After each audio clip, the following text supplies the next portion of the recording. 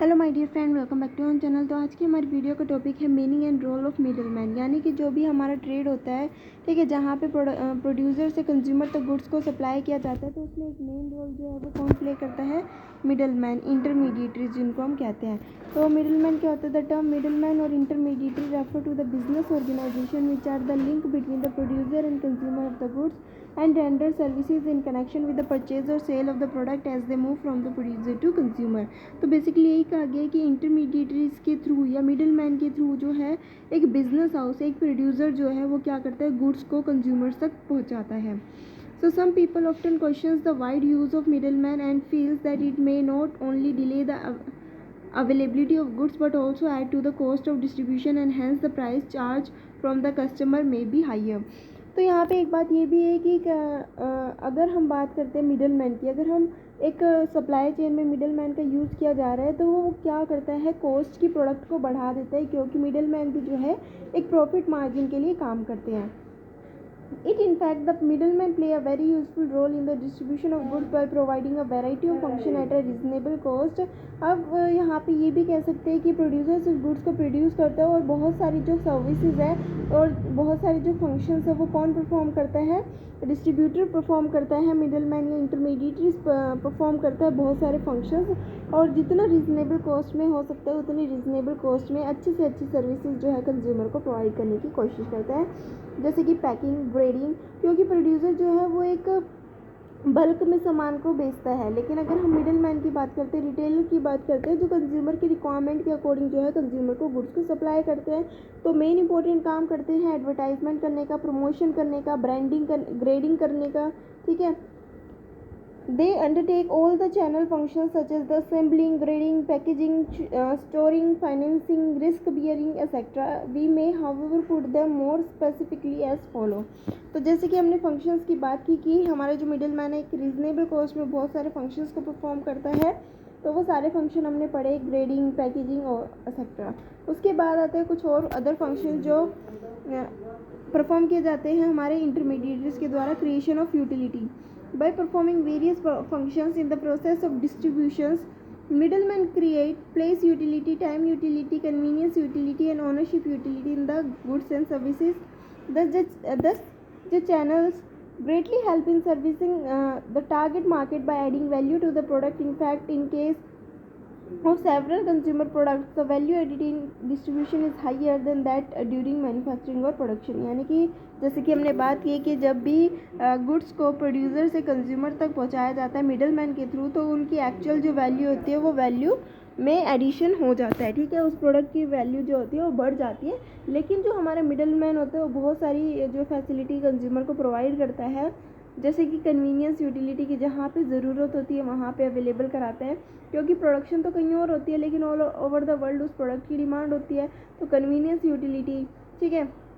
साथ ही साथ सही टाइम पे कंज्यूमर को अवेलेबल हो जाता है कि कंज्यूमर को मैन्युफैक्चरर के पास नहीं जाना पड़ता, अपने पास वाली शॉप से जो है वो गुड्स को परचेज कर सकता है।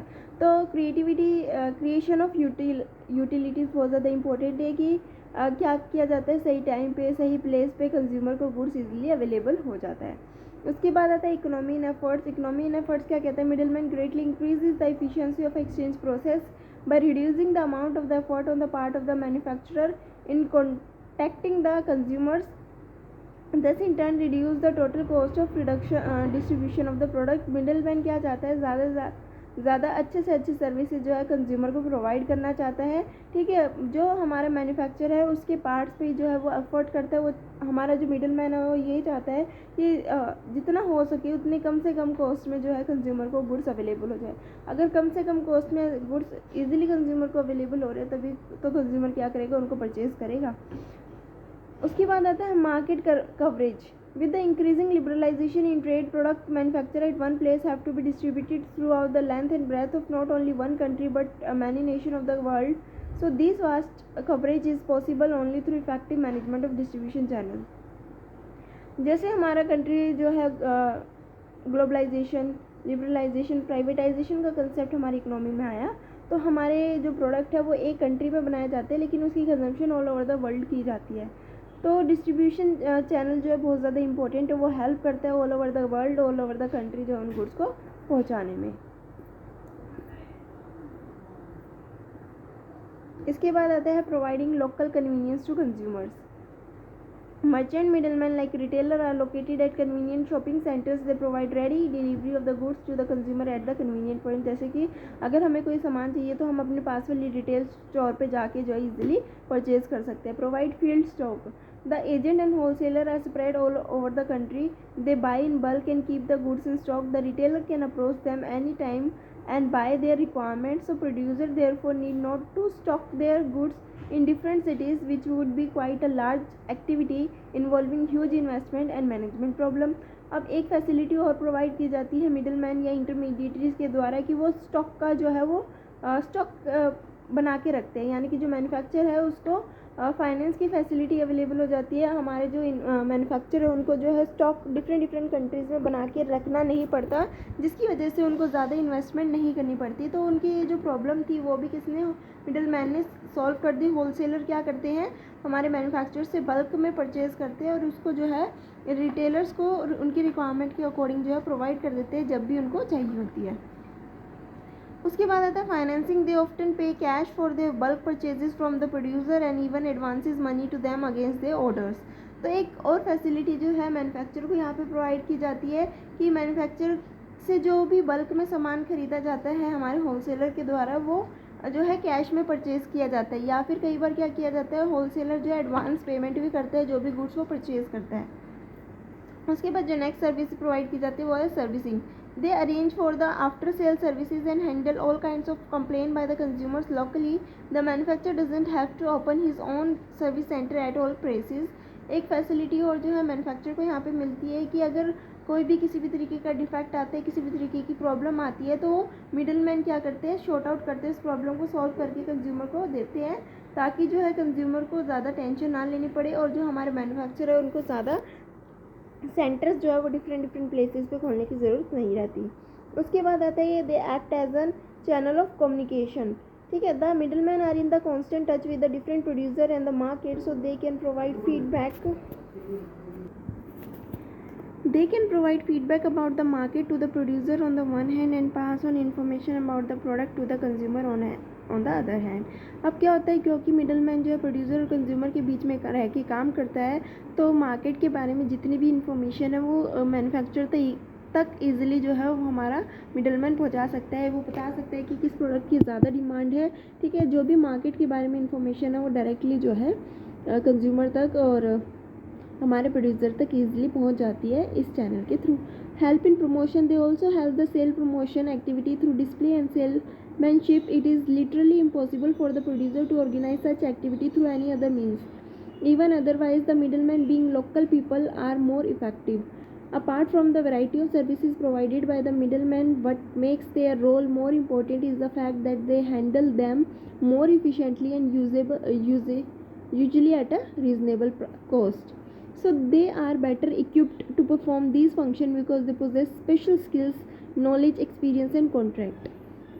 एक मेन फंक्शन जो है वो किया जाता है प्रमोशनल फंक्शन की. जो मिडल मैन है वो क्या करते हैं, डिस्प्ले करते हैं प्रोडक्ट को, बताते हैं जो सेलमैन होता है. ठीक है. शॉप पे वो भी बताता है, नए प्रोडक्ट मार्केट में आते हैं, रिटेल स्टोर्स पे भी प्रोडक्ट को डिस्प्ले किया जाता है. तो बहुत सारे तरीके होते हैं जिसके थ्रू जो है उस प्रोडक्ट को, पर्टिकुलर प्रोडक्ट को कंज्यूमर को डिस्प्ले किया जाता है, उसके बारे में बताया जाता है, उसकी प्रमोशन की जाती है. और बहुत सारे फंक्शन जो है हमारे मिडल मैन के द्वारा परफॉर्म किए जाते हैं. और साथ ही साथ जितने भी फंक्शन परफॉर्म किए जाते हैं बहुत ही इफ़िशिएंट तरीके से और रिजनेबल कॉस्ट में जो है सारे के सारे फंक्शंस परफॉर्म किए जाते हैं, क्योंकि हमारे जो मिडल मैन है उसके पास ज़्यादा नॉलेज है, स्किल्स है, एक्सपीरियंस है और ज़्यादा लोगों के साथ उसके कॉन्टैक्ट भी है. ठीक है. So the manufacturer would find it very difficult to organize the distribution network and provide the necessary funds. So by making use of middlemen, the manufacturer are free from the bothering of distribution. They can concentrate on production activity, which may be more profitable. Not only that, in case of mass consumption item, it is almost impossible to the producer to organize direct sale in every corner of the country. यहाँ पे क्या कहा गया है कि middleman और क्या function perform करते हैं, मैन्युफैक्चर के लिए पॉसिबल नहीं है कि वो डिस्ट्रीब्यूशन नेटवर्क को क्या करे, ऑर्गेनाइज करे, क्योंकि अगर एक प्रोडक्ट की डिमांड मास लेवल पे है, ठीक है, मास कंजम्पशन अगर एक कंपनी कर रही है, ऑल ओवर द वर्ल्ड उसकी जो है डिमांड है, ज़्यादातर प्लेसेस पे उस प्रोडक्ट की डिमांड है, तो जो है कंपनी डायरेक्ट सेल नहीं कर सकती है.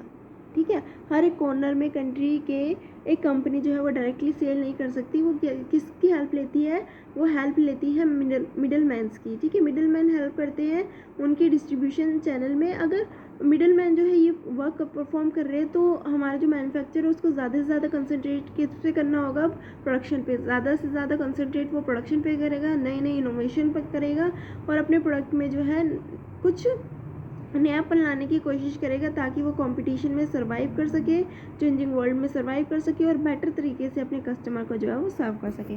तो ये थी आज की वीडियो। आई होप आप सभी को समझ में आ गया होगा कि क्या रोल मिडल मैन का प्ले करता है और मिडल मैन कौन होता है।